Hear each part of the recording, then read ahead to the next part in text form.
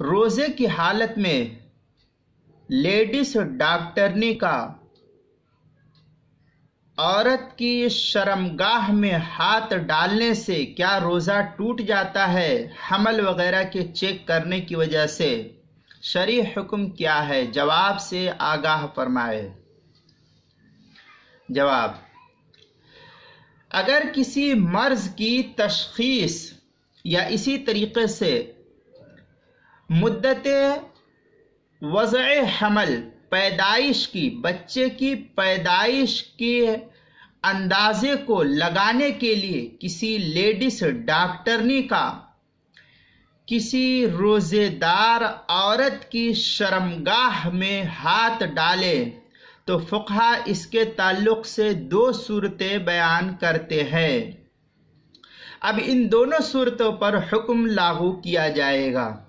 پہلی صورت یہ کہ اگر اس لیڈیز ڈاکٹرنی نے عورت کی شرمگاہ میں ہاتھ کو داخل کیا ہے تو دیکھا یہ جائے گا کہ اس لیڈیز ڈاکٹرنی کا جو ہاتھ تھا وہ ہاتھ اس پر پانی یا دوا کا کچھ اثر تو نہیں تھا۔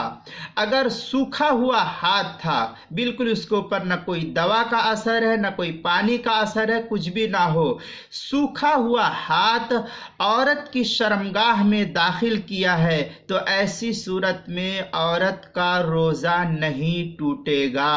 یہ پہلی صورت ہے۔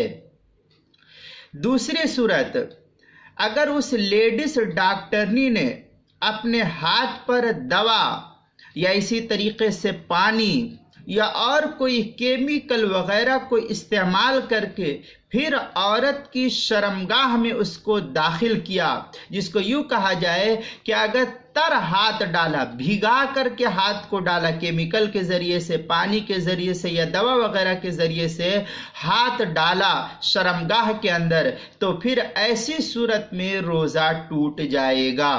اب اس روزہ ٹوٹ جانے کی وجہ سے اس عورت پر بعد میں قضا ہے، کفارہ نہیں ہے۔